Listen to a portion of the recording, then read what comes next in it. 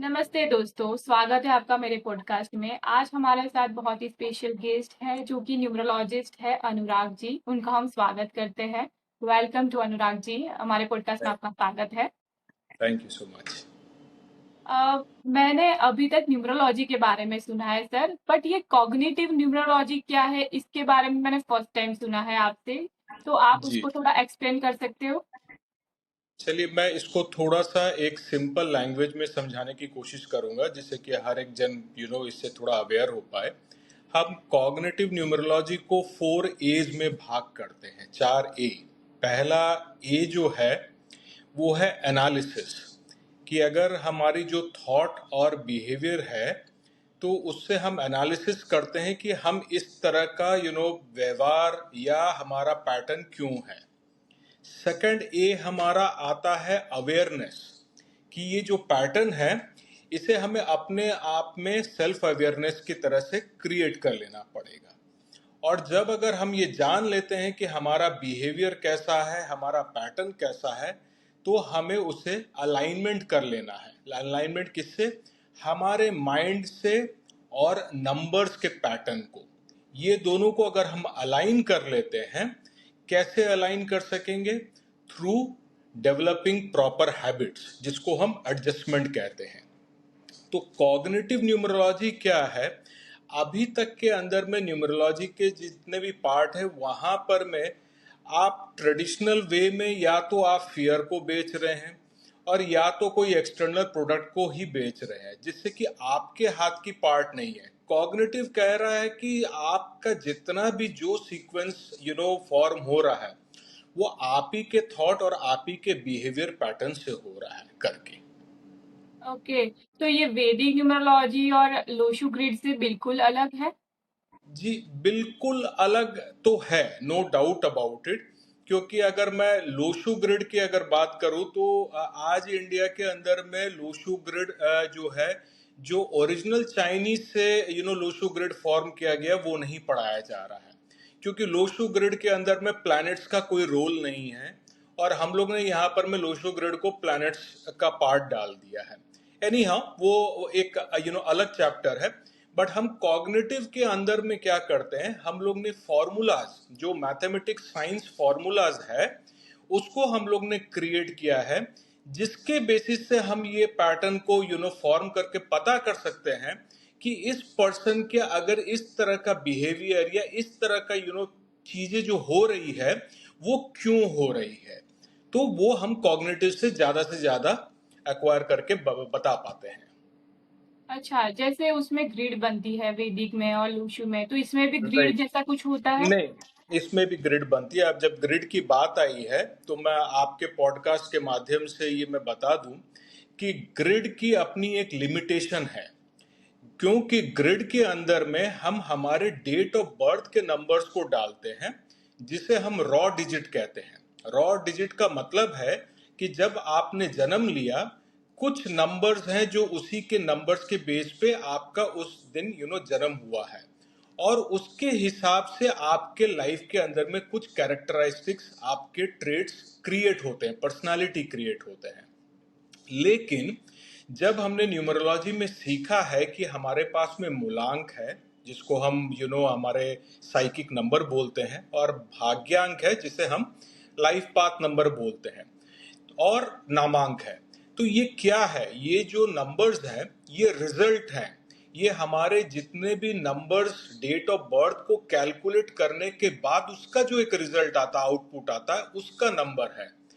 उस नंबर का जो एनर्जी वैल्यू है, वो आपके रॉ डिजिट के समान नहीं है, वो ज्यादा है। अगर हम 4 या 5 डिजिट को ऐड करके अगर एक नंबर को निकालें, तो उसके पीछे 4 या 5 डिजिट्स हैं जो जिनके थ्रू से वो रिजल्ट निकला है करके।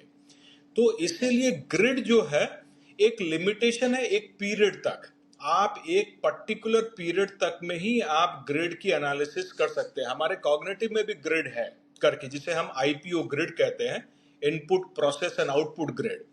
लेकिन इस ग्रिड के अंदर में आप सोचेंगे कि आप 40 साल की उम्र में भी वही ग्रिड की एनालिसिस से कर रहे हैं, 20 साल की उम्र में भी उसी ग्रिड से एनालिसिस कर रहे हैं, 60 साल की उम्र में भी उसी ग्रिड से एनालिसिस कर रहे हैं, तो आपकी एनालिसिस ठीक नहीं आएगी, इट इज़ नॉट करेक्ट।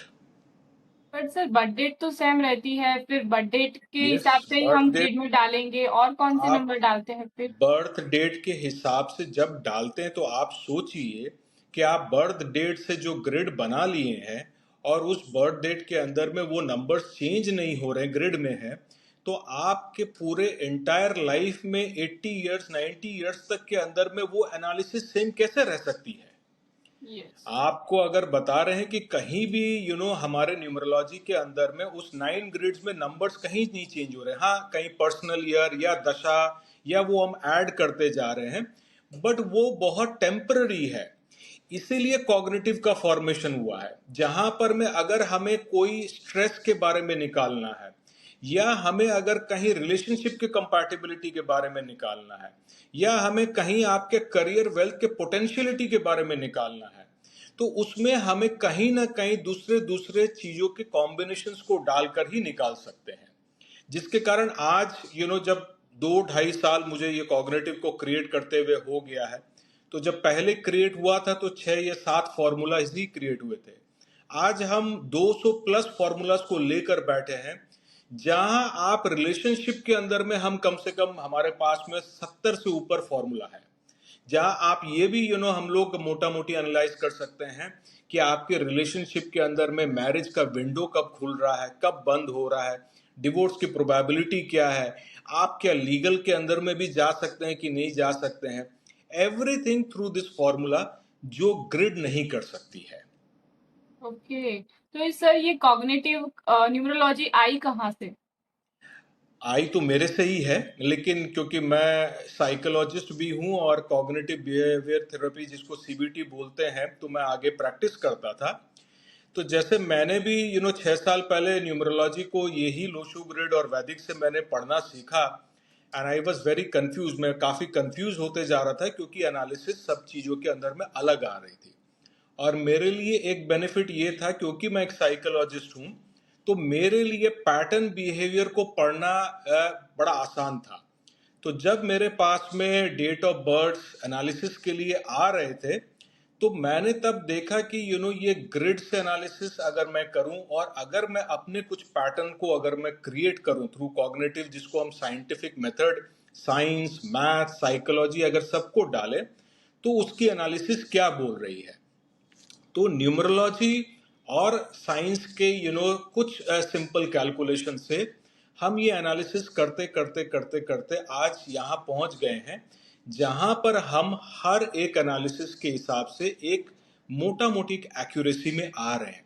और ये पॉसिबल इसीलिए हो पाए क्योंकि हमारे पास में बहुत सारे स्टूडेंट्स, बहुत सारे क्लाइंट्स, उन्होंने अपना डेट ऑफ बर्थ दिया है, और जिससे कि हम एनालिसिस कर पाए हैं करके। तो इसी तरह से ही ये कॉग्निटिव का पार्ट है। ऑल्दो हम अगर माने साइकोलॉजी के पार्ट में अगर जाएं और मैथ्स के पार्ट में जाएं, तो ओरिजिनली न्यूमरोलॉजी जो है, जो आया है, वो एक साइंस के फॉर्म से ही क्रिएट हुआ है।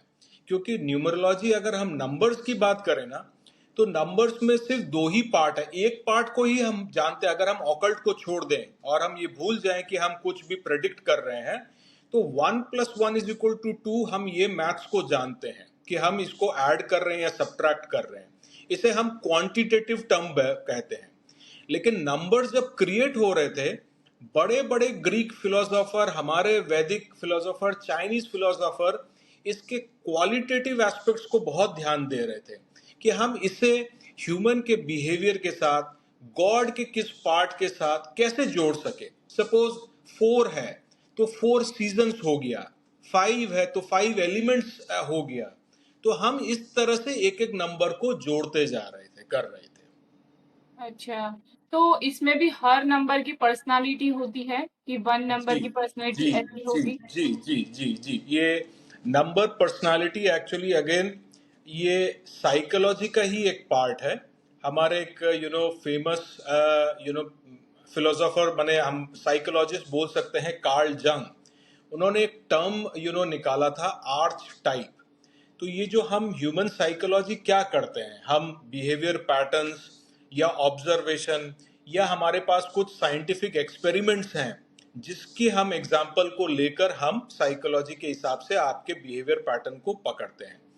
इसी तरह कॉग्निटिव ने भी क्या किया, इसी आर्च टाइप को ही फॉर्म किया कि 1 से लेकर 9 तक जो हमारे नंबर्स हैं उसकी एक आइडेंटिटी, एक आर्च टाइप होगी। माने 1 का मतलब है द इनिशिएटर, तो वो स्टार्ट ही करेगा, वो स्टार्ट के लिए ही है। अब अगर हम हमारे ट्रेडिशनल न्यूमरोलॉजी में जो हम आज सीख रहे हैं, लोशु में, वैदिक में बता रहे हैं कि 1 सूर्य है, कॉन्फिडेंस है, न्यू बिगनिंग है, ये सब ट्रेड्स हैं, ठीक है, आपने उसको उसमें डाल दिया है। लेकिन बेसिकली अगर हम पकड़ लें कि आज हमारे वर्ल्ड के अंदर में से 850 टू 900 करोड़ पीपल हैं, तो आप 9 नंबर्स को मतलब मोटा मोटी 100 करोड़ लोगों के बिहेवियर पैटर्न को सेम नहीं कर सकते हैं। तो इसीलिए आप ये नहीं बोल सकते हैं कि एक अगर है तो हर एक का जो पर्सन होगा वो सेल्फ कॉन्फिडेंट ही आएगा या ईगोइस्टिक ही होगा। तो इसीलिए हमें 9 नंबर्स को हम लोग ने क्या किया है, मैं यहाँ बता देता हूँ आपको कि ये एक सीरीज ऑफ सीक्वेंस है। ये ऐसा नहीं है कि 1 है तो वो अलग है, अलग भी है लेकिन सीक्वेंस के साथ है। तो हम कॉग्निटिव के अंदर में नंबर 1 को द इनिशिएटर कहते हैं। माने 1 का काम है शुरुआत करना। जब भी 1 अगर आपके लाइफ में डोमिनेंट रहेगा, वो शुरुआत करने का सक्षम रखेगा। नंबर 2 है द कोलैबोरेटर, उसका काम है कि और लोगों के साथ में कोलैबोरेट करना, इसीलिए नंबर 2 को क्रिएट किया गया है। फिर है नंबर 3 जिसे हम एक्सप्रेशर, माने सबसे पहला माइंड थिंकिंग प्रोसेस जो है वो नंबर 3 से क्रिएट हुआ है। माने हम एक अगर स्टार्ट कर रहा है, दूसरा अगर लोगों को लेकर चल रहा है, तो कहीं ना कहीं कम्युनिकेशन होना चाहिए, भाषा, एक्सप्रेशन होना चाहिए। 3 का काम वो है। अगर हम कम्युनिकेट कर रहे हैं तो हमें कुछ बिल्ड करना है, तो नंबर 4 आता है जिसे हम दी बिल्डर कहते हैं। अब हमारे ट्रेडिशनल के हैंतन में नंबर 4 को फियर और साइकोज्म का सबसे बड़ा पार्ट डाल दिया क्योंकि उसे राहु का पार्ट डाल दिया। But it is not true. आप अल्टीमेटली फियर बेस से करके किसी भी ह्यूमन माइंड को आप चेंज मत कीजिए। 4 एक बिल्डर है, एक डिसिप्लिन है, एक फाउंडेशन स्ट्रक्चर है, उसे हम हर समय हर एक तरह के इस पार्ट को नहीं डाल सकते हैं। अगर हम एक किसी चीज को बिल्ड कर रहे हैं तो अलग अलग चीज को अगर बिल्ड करते जाएंगे तो अडेप्टिबिलिटी रहना चाहिए कि आप कभी आपने इसको सिलेक्ट कर लिया, कभी आपने इसको सिलेक्ट कर लिया। तो 5 number 5 is the adapter, 6 is the balancer. अगर आप यहां से वहां जंप कर रहे हैं तो एक बैलेंसर चाहिए हमारे पास में, जो नंबर 6 का काम है। नंबर 6 है कि आपने तो बिल्ड भी कर लिया, एक्सप्रेस भी कर लिया, कम्युनिकेट भी कर लिया, बैलेंस भी कर लिया। अब हमारे पास में कुछ ऐसा होना चाहिए जिसे हम डीप रिसर्च में जाएं, डीप एनालिसिस में जाएं। तो 7 का काम है दी एनालिस्ट। आपने डीप रिसर्च कर लिया, अब आपको कंट्रोल्ड होना चाहिए कि आपने जो डीप रिसर्च किया है वो आपके काम के चीज है कि नहीं है। So number 8 is the controller. Number 8 सिर्फ डर, शनि, साढ़े सती नहीं है, वो आपका एक अथॉरिटी पार्ट भी है। और नंबर 9 है आपका इंटीग्रेटर। मतलब जब आपके ये पूरे 8 साल या 9 साल के अंदर में आपने जो भी कुछ किया है, अच्छा किया है, बुरा किया है, नंबर 9 उसको पूरा इंटीग्रेट करता है, भांपता है, और उससे या तो विजन को बहुत बड़ा करता है, और अगर आपने कहीं ना कहीं अगर कहीं चूक किए हैं तो वो उसको दबाता है। सो दीज आर दी, ये कैरेक्टरिस्टिक्स बहुत जरूरी है जो हम फियर मिस्टिज्म से बाहर निकल कर कॉग्निटिव के अंदर में डालते हैं। ये हमारी पर्सनालिटी है 1 to 9। अच्छा, तो इसमें ऐसा कुछ होता है कि ये लकी नंबर, ये अच्छा नंबर्स है, ये वेरी अनलकी है? आपने सही पकड़ा। ट्रेडिशनल न्यूमरोलॉजी में अगर हम पकड़े तो ट्रेडिशनल न्यूमरोलॉजी, देखिए इंडिया में जो ट्रेडिशनल न्यूमरोलॉजी पढ़ाया जा रहा है वो ट्रेडिशनल न्यूमरोलॉजी नहीं है, क्योंकि ट्रेडिशनल न्यूमरोलॉजी जहां से भी आया है वहां प्लैनेट्स के इन्फ्लुएंस नहीं रहे हैं। इंडिया में आने के बाद में इसे किसी भी तरह से एस्ट्रोलॉजी या वास्तु के साथ में लिंक कर दिया गया है और प्लैनेट्स को सबसे बड़ा पार्ट डाल दिया। मैं पकड़ के चलता हूं कि हम प्लैनेट्स को बेस करके ट्रेडिशनल न्यूमरोलॉजी अगर पढ़ें तो ट्रेडिशनल न्यूमरोलॉजी आपको क्या बोलती है? आपको बोलती है कि आपका समय अच्छा है या बुरा है, लकी और अनलकी है, फेवरेबल है या अनफेवरेबल है। तो इसका मतलब ह्यूमन पार्ट का रोल तो वहां खत्म हो जाता है। अगर आपका समय अच्छा है तो ट्रेडिशनल न्यूमरोलॉजिस्ट बोलेंगे कि आप इसको पकड़ के चलिए और आप ये पहनिए जिससे आपका समय अच्छा बरकरार रहे। और अगर आपका समय खराब है तो आपको एक्सटर्नल बहुत सारे ऑब्जेक्ट्स रेमेडीज के हिसाब से आपको करने पड़ेंगे जिससे आपका समय ठीक हो सके। तो लक और अनलक के ऊपर में अगर ह्यूमन अगर बैठ जाएगा तो वो thought process, work process, pattern process को तो अपनाएगा ही नहीं। तो हम फिर बाद में अल्टीमेटली लक और अनलक के ऊपर पे अगर इतना वो पार्ट कर लेंगे तो ह्यूमन का कोई भी रोल बंद हो जाता है। कॉग्निटिव यही बोलता है, देयर इज नो लकी और अनलकी नंबर्स। कोई नंबर लकी नहीं है, कोई नंबर अनलकी नहीं है, कोई नंबर गुड नहीं है, कोई नंबर बैड नहीं है। ऑल्दो जब ये नंबर्स के फॉर्मेशन हुए थे 1 से लेकर 9 तक, तो वर्ल्ड के जितने बड़े बड़े फिलोसोफर है इसके अच्छे अच्छे पार्ट्स को इसके साथ में जोड़ दिया गया था। तो हम गुड को ले लेते हैं, चलिए ठीक है, but numbers cannot be lucky और अनलकी। आपके नंबर्स में कहीं ना कहीं आपका कोई नंबर वाइब्रेशन, इसे हम एक मेथड कहते हैं कॉग्निटिव में EVA, माने एनर्जी वाइब्रेशन अलाइनमेंट मेथड। कोई भी चीज अगर है, नंबर्स है तो उसमें एक एनर्जी है, ह्यूमन में है तो एक एनर्जी है, थॉट में एक एनर्जी है। अब सपोज अगर आपका कोई एक नंबर है जिसकी एनर्जी आपके अंदर में बहुत ज्यादा है, जिसके कारण आपकी एनर्जी वाइब्रेशन भी बहुत बढ़ रही है, तो अगर इलेक्ट्रिसिटी को पकड़ें, अगर एक समानता वे में अगर वो आपकी इलेक्ट्रिसिटी जो है नहीं जाकर अगर वोल्टेज हाई अगर लो होगी तो आपके प्रोडक्ट में फ्रिक्शन क्रिएट करेगी। सेम वे में आपके लाइफ में भी यही है। कोई एक नंबर अगर बहुत ज्यादा वाइब्रेट कर रही है, हमें एक दूसरे नंबर की रिक्वायरमेंट है जिसे हम स्टेबलाइजर कहते हैं, उसे स्टेबल करने के लिए। लकी और अनलकी कैसे हो सकता है? आप लकी बोलना चाहते हैं कि अगर आप बोल रहे हैं कि 5 नंबर आपका लकी है तो वो सारा लाइफ आपके लिए 5 नंबर लकी होगा, ये कैसे हो सकता है? हो सकता है कि कुछ महीने बाद, कुछ साल बाद 5 की वाइब्रेशन आपके लाइफ के अंदर में बहुत ज्यादा आ गई है। कैसे? से हाउस से, या मोबाइल के नंबर से, या आप कोई प्रॉपर्टी एसेट खरीद रहे हैं उससे। तो कहीं ना कहीं उसके आउटपुट के नंबर्स अगर कहीं 5 5 5 5 5 करके आपने सारे डाल दिए तो उसका विपरीत आपके ऊपर पे इफेक्ट आएगा, not the good but the bad, क्योंकि वो आपके एनर्जी कैपेसिटी के बाहर चला जा रहा है। तो हमें दूसरा नंबर चाहिए होगा जिससे कि उस नंबर को हम स्टेबलाइज कर सकें। ओके, आपने बताया कि दूसरे नंबर से हम स्टेबलाइज करते हैं, तो आप जी, किस तरीके से स्टेबलाइज करते हैं? अगर कोई क्लाइंट आए आपके हमारे पास ये नंबर लेकर। नहीं, देखिए स्टेबलाइजर का नंबर रहता है, हर एक नंबर का एक एक स्टेबलाइजर नंबर है करके, जिसे हम इसको स्टेबलाइजर कहते हैं। तो हम वो कॉग्निटिव से निकालते हैं।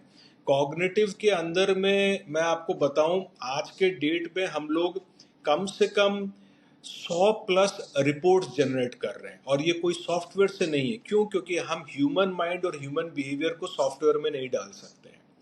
आज अगर आप मुझे डेट ऑफ बर्थ देते हैं, एक जनरल रिपोर्ट बनाने के लिए एक सॉफ्टवेयर है जो 2 मिनट के अंदर में आपके ये चीज को बना दे रहे हैं। लेकिन हम कॉग्निटिव के अंदर में कभी भी सॉफ्टवेयर को नहीं बना पाएंगे, क्योंकि हमें आपके बिहेवियर पैटर्न्स को चेक करना पड़ता है और उसके हिसाब से हम रिपोर्ट्स को जनरेट करते हैं। तो जैसे ही आप अपने नंबर्स को खाली देते हैं, हम नंबर्स के साथ साथ आपके साथ भी कंसल्ट करते हैं कि आप मेरे नंबर के हिसाब से आपके लाइफ के ये पार्ट पीरियड में दिख रहा है करके, चाहे वो हम एनर्जी स्केल से करें, एनर्जी बैलेंस से करें, चाहे हम किसी भी फॉर्मूला से करें। हम वहां जब देख पा रहे हैं कि जब वो बता रहे हैं कि हमारे ये सिचुएशन है, तो हम देख पाते हैं इस पर्टिकुलर नंबर की वाइब्रेशन बहुत हाई इनको मिल रही है कहीं ना कहीं से। फिर हमें चेक करना पड़ता है कि ये नंबर इनके साथ साथ कहाँ कहाँ इनके साथ में फिक्स्ड हो गया है। तब हमें श्योर हो जाता है कि हाँ, यस, वो बता रहे कि हमारा बिजनेस नंबर ये है, हमारा हाउस नंबर ये है, हमारा व्हीकल नंबर ये है। तो जहां जहां जिनके जिनके साथ में उनकी पर्सनल नाम अटैच हो रही है, उसके साथ में वो नंबर भी अटैच हो जा रहे हैं। तो अब हमें वाइब्रेशन में देखकर उस नंबर का जो स्टेबलाइजर नंबर है, हमें वो फिक्स करना पड़ता है। इट इज फिक्स्ड, हम 1 से लेकर 9 के हमारे पास में स्टेबलाइजर नंबर फिक्स रहते हैं करके, लेकिन हम उसमें देख पाते हैं, हो सकता है कि उनके लाइफ के अंदर में 2 नंबर्स वाइब्रेट बहुत ज्यादा कर रहे हैं। तो हमें 2 स्टेबलाइजर नंबर को एक साथ हम नहीं स्टार्ट करते हैं, हम एक को पहले बैलेंस में लाते हैं, फिर दूसरे को बैलेंस में लाते हैं। वो कैसे बैलेंस में लाते हो आप उनको, मतलब कोई चीज में रिमूव करा लेते हो? हाउस नंबर अगर 5 है ज्यादा तो नहीं वो नहीं नहीं नहीं, ये आपके हैबिट से होता है। सबसे पहला है, देखिए, इंटरनल प्रोडक्ट और एक्सटर्नल। मैं कॉग्निटिव में सबको बोलता हूँ, सपोज अगर आपको 4 नंबर अगर आपको एक्टिवेट कर लेना है, तो 4 नंबर का मतलब है डिसिप्लिन है, फाउंडेशन है।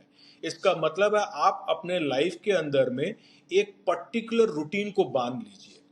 हर चीज आपके सबकॉन्शियस माइंड से जुड़ा हुआ है। आप अगर कोई चीज पहन रहे हैं, आप भी सबकॉन्शियसली आप उस माइंड को बोल रहे हैं कि मैंने ये स्टोन और क्वार्ट्ज पहना है इस पर्पस के लिए।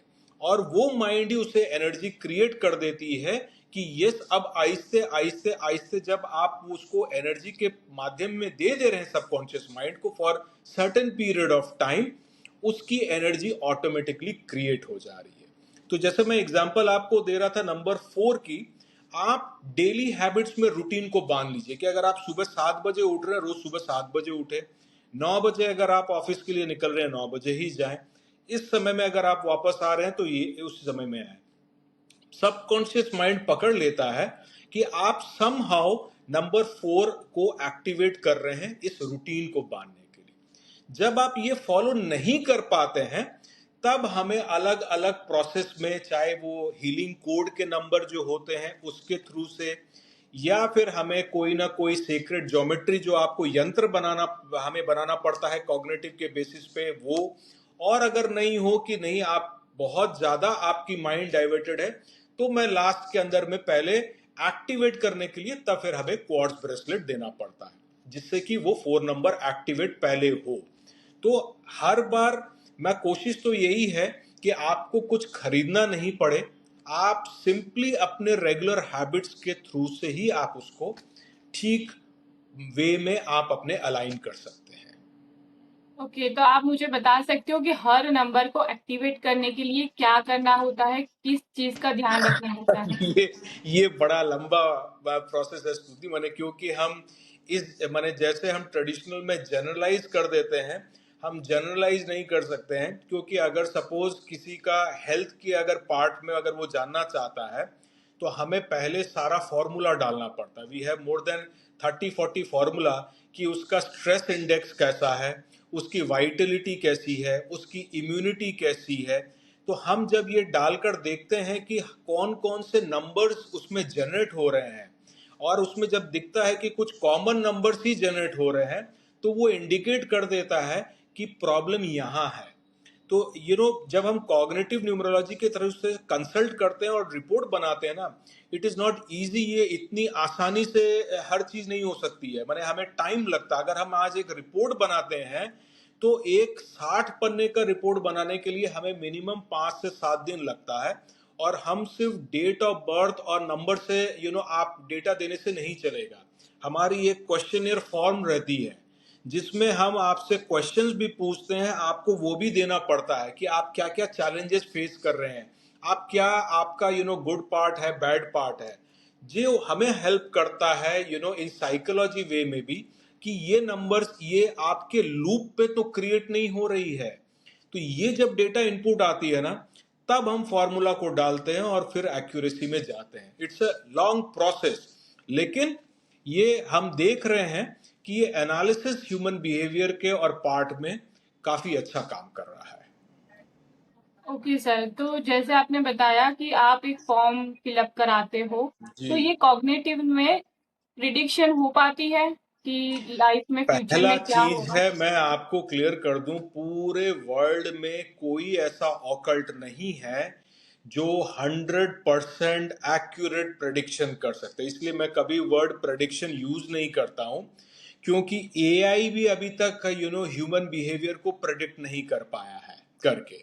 सो हम कैसे किसी भी एक एनालिसिस से एक पूरा प्रेडिक्शन कर सकते हैं? अगर आप मुझे ये बोल रहे हैं कि अगर मैं 15 दिन के अंदर में ये होने वाली है, इट इज इम्पॉसिबल, क्योंकि आपके थॉट बिहेवियर पैटर्न से आप अपने रोज के पार्ट को चेंज करते हैं करके, ये आप ऑटोमेटिकली आप अपने लाइफ के पैटर्न को बनाते हैं। तो हम कैसे प्रेडिक्ट कर लें कि आप अपने बिहेवियर पैटर्न और थॉट पैटर्न को कल क्या सोच रहे हैं? हम सिर्फ आर्च टाइप के अंदर में ये, क्योंकि लूप क्रिएट हो जाती है। लूप का मतलब है कि हम सपोज एक पर्टिकुलर 30 इयर्स 20 इयर्स से हम उसे अपने लाइफ मरा में उसको क्रिएट करते जा रहे, बनाते जा रहे, फॉर्म करते जा रहे हैं, तो वो एक स्टैटिक फॉर्म में क्रिएट हो जाती है। तो हम ये पकड़ लेते हैं कि यही क्रिएशन बार बार होते ही जा रही है, होते ही जा रही है, जिसे हमें ब्रेक करना है, जिसे हमें अलाइन करना है, जिसे हमें रेमेडी के थ्रू से ठीक करना है। ओके। तो मतलब आपने पहले बताया कि अगर किसी की शादी के बारे में कोई पूछने आए या डिवोर्स पैटर्न भी आप जी बता देते हो कि आपकी लाइफ में डिवोर्स जी होगा, लीगल प्रोसेस होगी, शादी जी कब होगी, तो ये तक बता पाते जी हैं कॉग्निटिव से? जी बता पाते हैं, हम लोग बता पाते हैं, क्योंकि वो अगर जब हम उनके नंबर्स के बिहेवियर पैटर्न को उससे मैच करके देखते हैं, जब देख रहे हैं कि वो मैच कर रहा है, उसके थॉट, उसके पैटर्न, उसके बिहेवियर उससे मैच कर रहा है, तो उसका आउटकम जो है वो मोटा मोटी एक प्रेडिक्टेड हो जाता है, मोरलेस करके। हम ये नहीं कह सकते हैं कि वो 100% वो होना ही है करके, लेकिन वो इसी यही साइकोलॉजी, यही ऑब्जर्वेशन है, यही ऑब्जर्वेशन और नंबर को अलग देखकर हम लोग जो है ऑटोमेटिकली निकाल पाते हैं करके कि ये सिचुएशन क्रिएट होने वाली है करके। अगर आप इसको ब्रेक करना चाहते हैं तो आपके रूटीन मेथड्स को आपको ब्रेक करना होगा। सपोज कोई एक रिलेशनशिप कंपैटिबिलिटी में जा रहे हैं और हम देख पा रहे हैं कि दोनों की एनर्जी में कहीं ना कहीं बर्नआउट है, कहीं ना कहीं रिलेशनशिप के अंदर में डिवाइडेड है, वो दोनों के भाग में सेम दिख रहा है। जो हम नंबर्स में इसको हम अलाइनमेंट नंबर और डिफरेंस नंबर बोलते हैं, जिसमें हम देखते हैं कि अगर दोनों का डिफरेंस नंबर उतना बड़ा आ रहा है, इसका मतलब दोनों के पार्ट में वो फ्रिक्शन है। तो ये हम अज्यूम में ही जा सकते हैं कि हाँ, ये इस तरह का सिचुएशन होना है, क्योंकि ये हम इतने ऑब्जर्वेशन को देख के आ चुके हैं। तब हम, अगर कोई एक जन उस रूटीन को ब्रेक कर देता है, और मैं कहूं कि आप अगर वापस से इस लाइफ में वापस से अगर ठीक से अगर आ जाना चाहते हैं, तो आप इस चीज को डेवलप कर लीजिए, तो कहीं ना कहीं उस एनालिसिस के अंदर में वो अगेन चेंज हो जाता है, कहीं ना कहीं वो रेमेडियल का पार्ट भी पुट कर लेता है करके।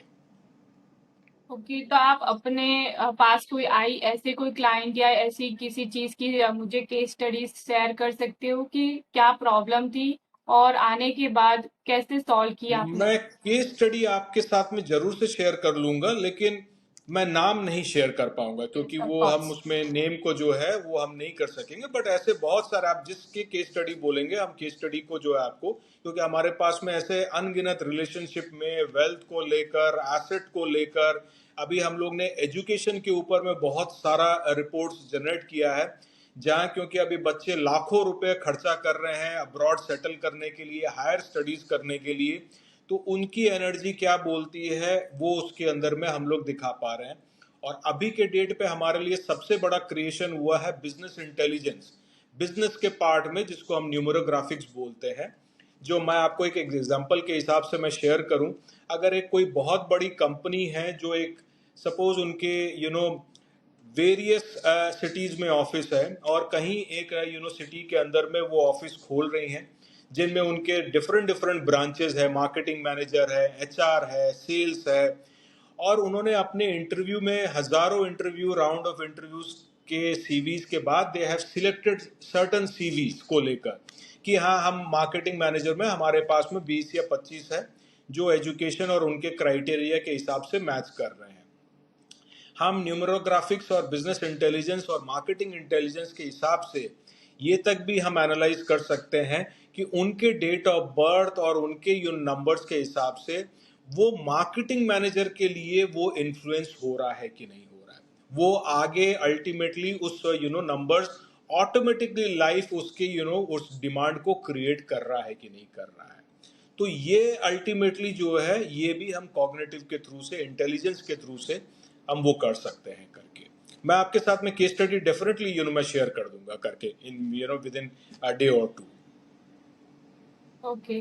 तो जैसे वैदिक में और लोशु ग्रिड में नाम चेंज करने को बोलते हैं कि अगर जी। आप अपना नाम चेंज करेंगे तो वाइब्रेशन चेंज होगी, तो कॉग्निटिव में भी क्या ऐसा कुछ होता है नाम चेंज करने का? हम लास्ट ऑप्शन रखते हैं, नाम चेंज अल्टीमेटली जो है हम उसे लास्ट ऑप्शन रखते हैं। आप समझिए कि आपने अपना एक नाम का वाइब्रेशन, ये जो नाम की वाइब्रेशन आपको मिल रही है तो वो कहाँ मिल रही है?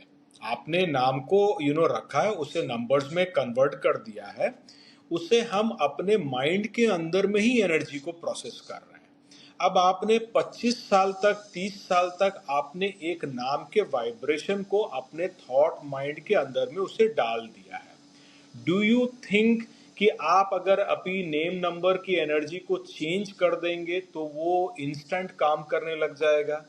माइंड रिजिड होता है, mind doesn't like to change things very fast. आप ये समझिए पहले, क्योंकि यहीं पर में ही एक अगर एक साइकोलॉजिस्ट, अगर न्यूमरोलॉजिस्ट बनता है तो उसके लिए ये एडवांटेज है कि हमें ये एनर्जी मिल कहाँ से रही है, बाहर से या अंदर से।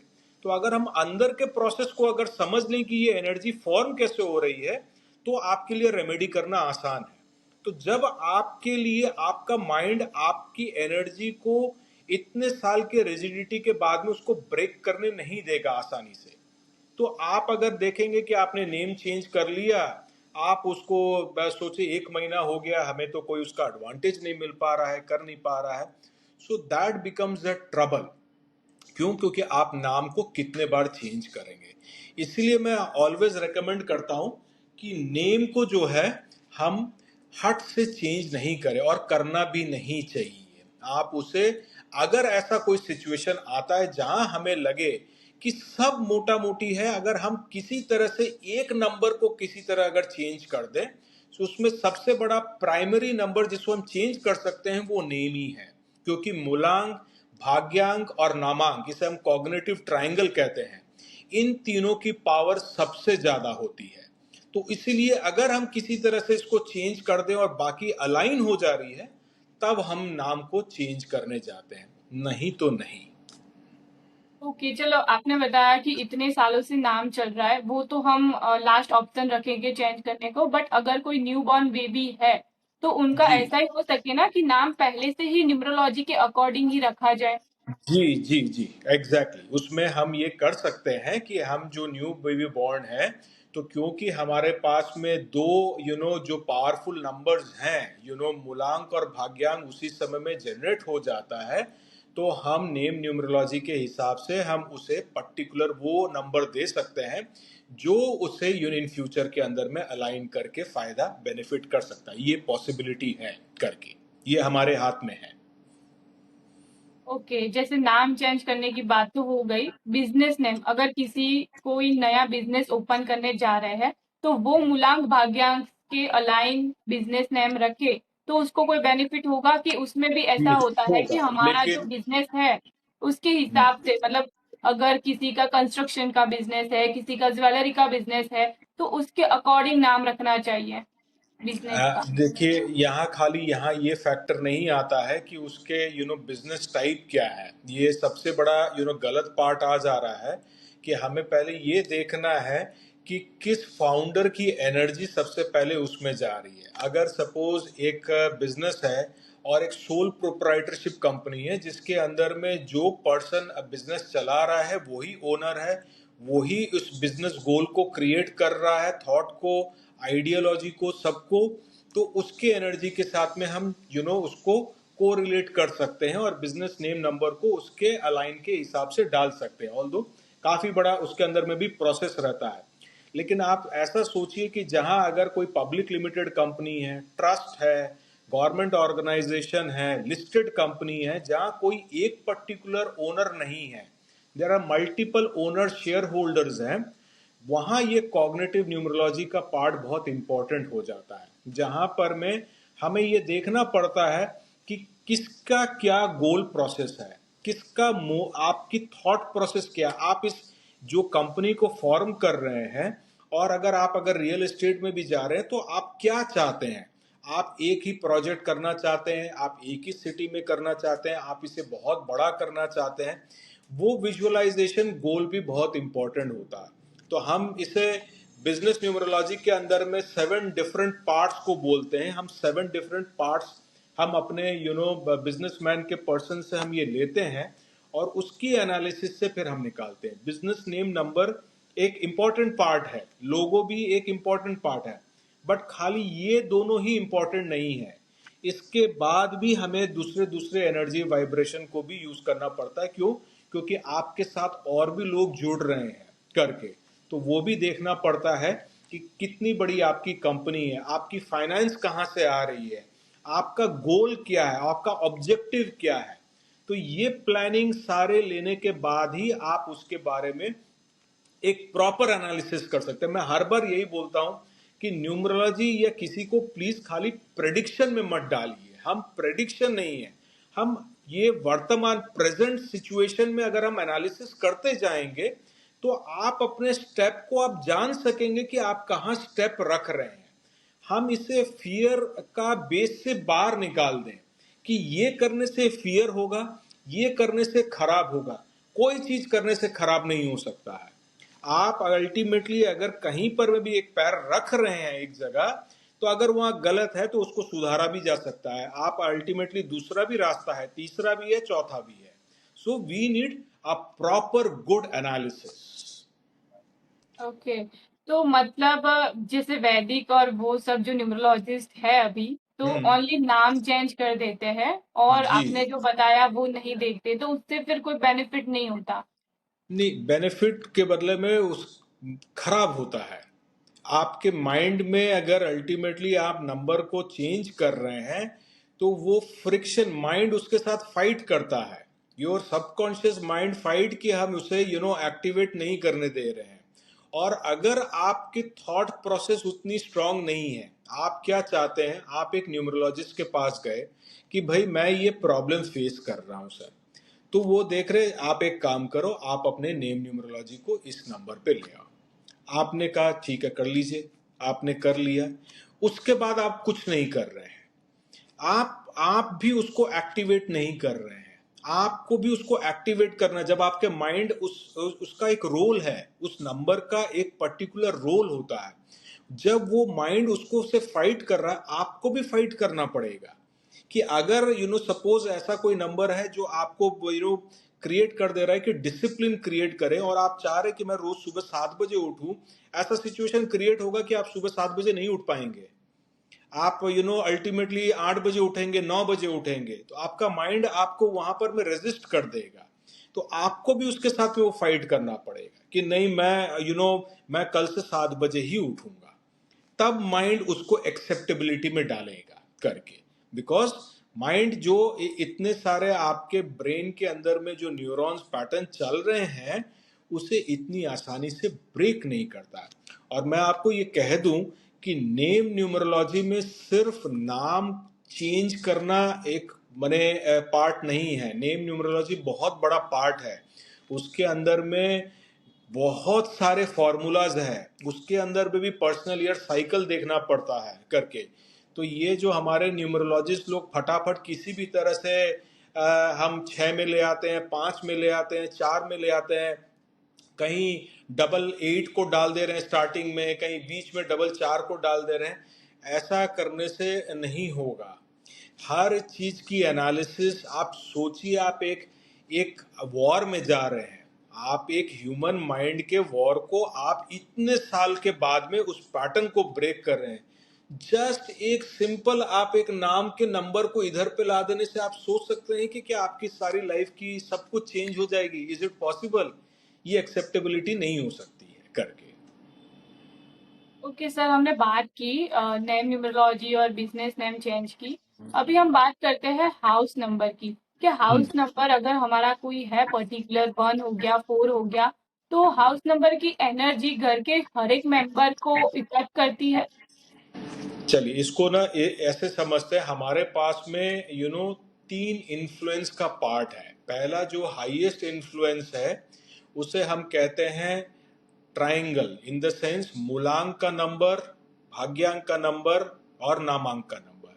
इन तीनों की वाइब्रेशन सबसे स्ट्रांग है और इन तीनों की एनालिसिस जो है आपको अच्छे से आनी चाहिए इसके नंबर्स की। इसके बाद आपके पास में आ जाता है सेकंड इन्फ्लुएंस जो है, उसे हम सोल अर्ज नंबर बोलते हैं, जो आपके नाम के वावल से बनती है। तो आपकी इनर डिजायर का जो है पार्ट, वो अल्टीमेटली पार्ट प्ले करती है। सेकंड इन्फ्लुएंस है मॉडरेट इन्फ्लुएंस। मॉडरेट इन्फ्लुएंस का मतलब है आपका टाइमिंग साइकिल, चाहे आप दशा ले लीजिए चाहे पर्सनल ईयर ले लीजिए। तो ये आपके आपके नंबर के अंदर में इन्फ्लुएंस करेगी, जब जब आपका नंबर जो इसके साथ में जुड़ते जाएगा, क्योंकि उसका एक पीरियड रहता है, उसके बाद वो चेंज हो जाता है। थर्ड आता है सिचुएशनल इन्फ्लुएंस। सिचुएशनल इन्फ्लुएंस क्या हुआ? आपका गाड़ी का नंबर, आपका मोबाइल नंबर, आपका हाउस नंबर, आपका ये जितने भी एसेट्स जो आपके साथ जुड़ रहे हैं, ये आप पकड़ के चलिएगा कि जो भी चीज आपके साथ जुड़ रहे हैं उसकी वाइब्रेशन ऑटोमेटिकली सबसे पहले आप पे आएगी।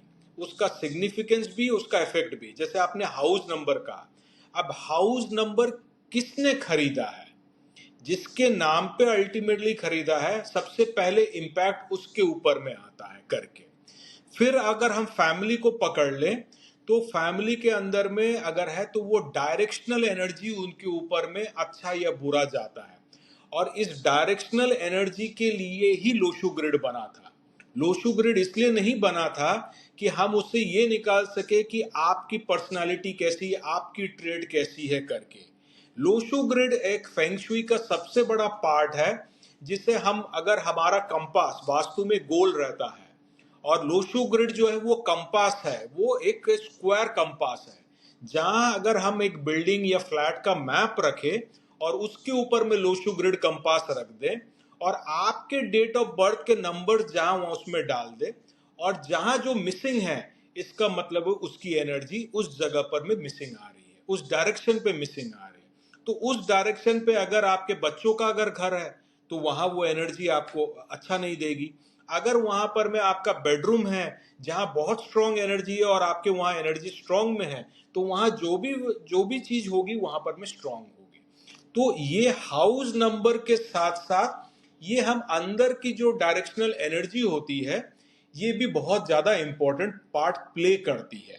और अगर हम गाड़ी के नंबर का अगर बात करें, तो हम उसे कॉग्निटिव में हमारे पास में कम से कम 10 से 12 फॉर्मूला है कि आपको गाड़ी जो है कौन सी कलर जो है, ये सब तो एक ट्रेडिशनल है। अभी गाड़ी खरीदने से आपको फाइनेंशियली बेनिफिट होगा कि लीकेज होगा, या आपकी गाड़ी मैक्सिमम टाइम मेंटेनेंस में जाएगी कि नहीं जाएगी, ये एनालिसिस कॉग्निटिव छोड़ के नहीं निकाल सकता है। आपका गाड़ी अगर ड्राइवर चला रहा है, तो वो ड्राइवर की एनर्जी जो है आपके गाड़ी के लिए ठीक है कि नहीं है, वो हम निकाल सकते हैं। आपकी गाड़ी की जो ऑटोमेटिकली ब्रेकेज फेलियर ज्यादा होगी, या आप उस गाड़ी को काफी टाइम के लिए लॉन्जिविटी में रखेंगे कि चेंज करेंगे, ये हम फॉर्मूला से निकाल सकते हैं करके।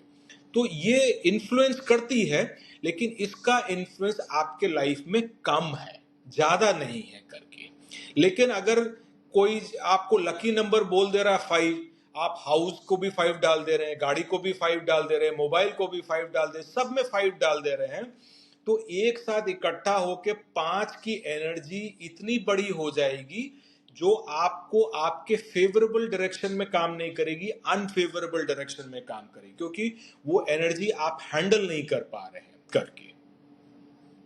सर, आपने बात की व्हीकल नंबर की, तो अभी ये मैंने सुना है व्हीकल नंबर में ऐसा होता है कि अगर ये नंबर है तो तुम्हारा ज्यादा एक्सीडेंट होगा, अगर तुम्हारा ऐसा कुछ होता है। नहीं, देखिए वो एनर्जी है करके ऐसा हम उसे एक्सीडेंट प्रोननेस नंबर बोलते हैं कॉग्निटिव में। तो एक्सीडेंट का मतलब ये नहीं है कि आपकी गाड़ी से ही आपको एक्सीडेंट हो जाए, ये पॉसिबिलिटी आप नहीं है। लेकिन आप गाड़ी के अंदर में बैठ रहे हैं तो आपको स्ट्रेस ही स्ट्रेस फील हो रहा है, या आप अल्टीमेटली जब जिस पर्पस के लिए जा रहे हैं वहां पर में आप जब भी जा रहे हैं वो वर्क नहीं हो रहा है, आप कोई बिजनेस प्रोजेक्ट के लिए जा रहे हैं वो फेलियर हो जा रहा है, हम उसे भी एक्सीडेंट कहते हैं। इट इज नॉट ओनली कि आपका एक्सीडेंट हो जाना गाड़ी से, वो गाड़ी के नंबर से ही खाली होता है, ऐसा कोई जरूरी नहीं है करके। इट कैन बी कि आपकी उस दिन की कोई एक पर्टिकुलर नंबर की वाइब्रेशन जो है एलिमेंट, वो कहीं ना कहीं डिस्टॉर्टेड हो गई है। और यही एक न्यूमरोलॉजिस्ट का काम है करके, जो ये चेक करते रहना कि आपके क्या क्या है। हम न्यूमरोलॉजिस्ट के यहाँ पर में सबसे पहला पार्ट रोल क्या होता है स्तुति, हमें अपने क्लाइंट से बहुत कुछ पूछना पड़ता है।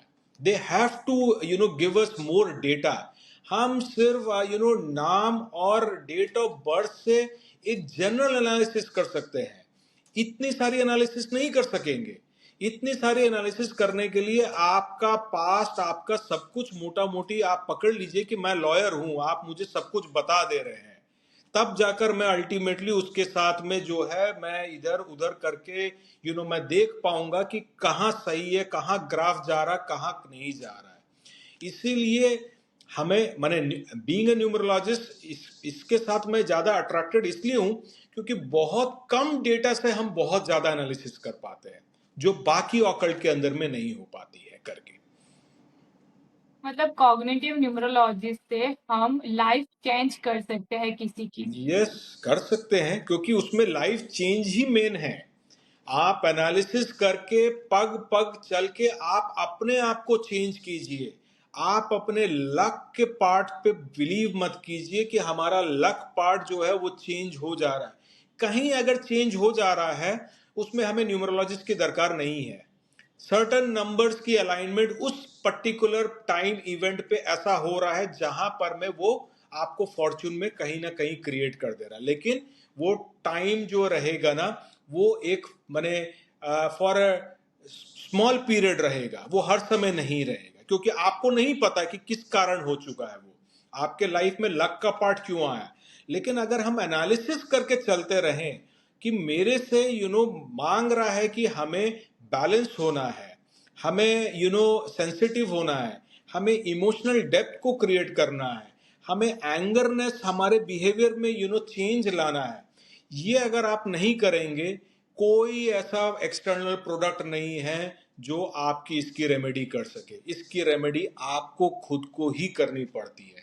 लेकिन किस नंबर की वाइब्रेशन आपके साथ ज्यादा जुड़ी है, क्योंकि ये आपको नहीं पता है, इसलिए आप उसकी रेमेडी नहीं कर पाते हैं करके। और यही कॉग्निटिव बताता है कि अगर आपकी ये प्रॉब्लम है तो ये प्रॉब्लम से आप इस नंबर को एक्टिवेट कीजिए, इस नंबर को आप थोड़ा सा रिड्यूस कीजिए। बस ये करने से आप आहिस्ते आहिस्ते आहिस्ते देखेंगे कि आपके विंडोज ओपन होते जा रहे हैं और हर चीज अलाइन होते जा रही है। आप मुझे कोई क्लाइंट का एग्जाम्पल बताओ कि उनको क्या प्रॉब्लम थी और आपने कैसे सॉल्व करी वो प्रॉब्लम, और आफ्टर प्रॉब्लम सॉल्विंग उनको अभी कैसा रिजल्ट मिल रहा है।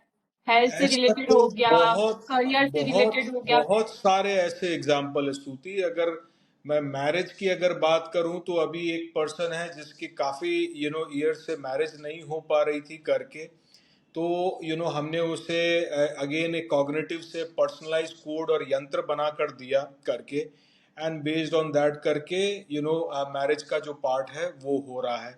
हेल्थ को लेकर हम लोग ने काफी जनों की एनालिसिस करके, आज वो एनालिसिस करके सबसे अच्छी बात ये है कि वो खुद एनालिसिस कर पा रहे हैं कि मेरी हेल्थ की वाइब्रेशन कहाँ जा रही है।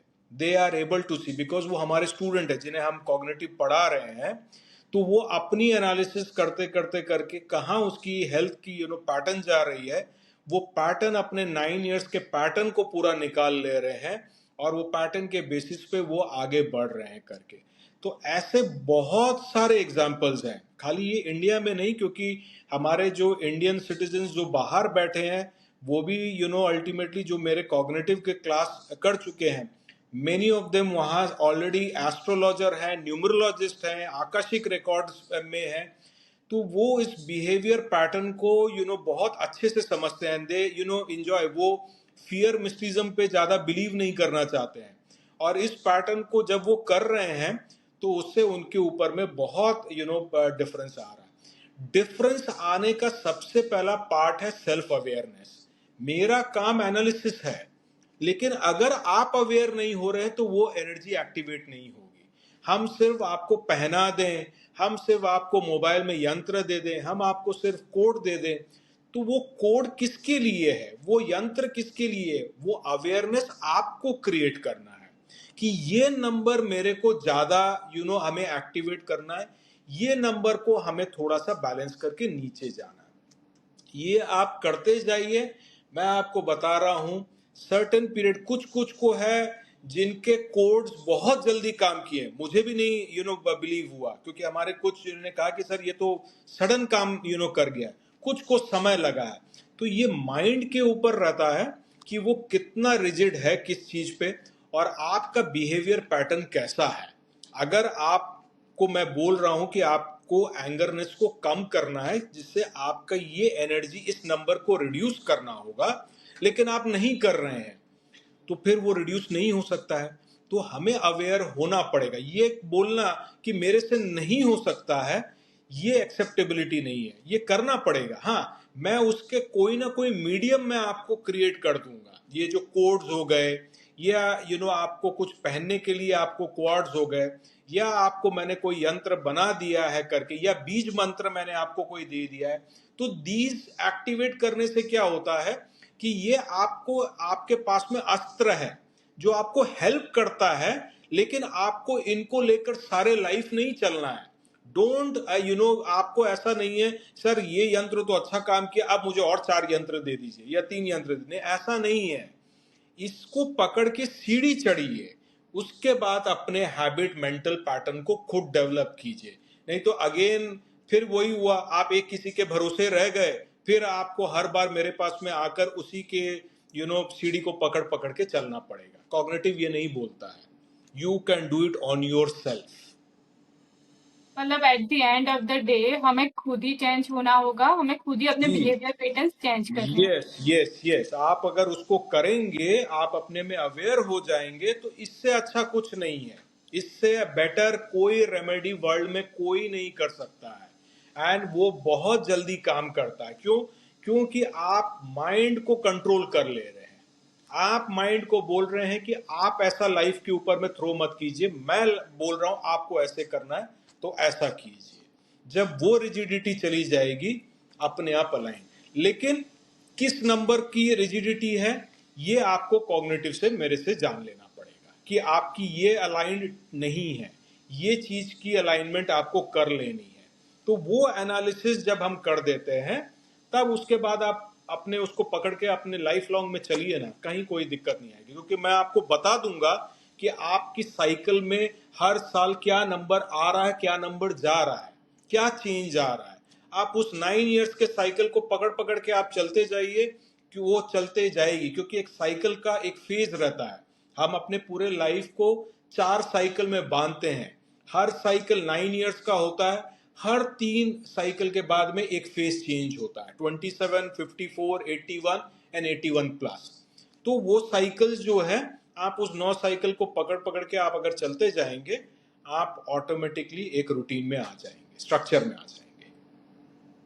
Okay sir, thank you so much. आज बहुत इंटरेस्टिंग चीजें जानने मिली। मतलब अभी तक वैदिक और लोसू के बारे में ही सुना था, आज जी फर्स्ट जी टाइम सुना कॉग्निटिव न्यूरोलॉजी भी कुछ होती है, और जी ये पूरा साइंस बेस्ड और बहुत डीप है। तो जी बहुत जी। अच्छा लगा, नॉलेज हमारी ऑडियंस ऑडियंस को भी पसंद आएगा। तो थैंक यू हमारे पॉडकास्ट में आने के लिए। थैंक यू बहुत बहुत धन्यवाद। Thank you thank you thank you.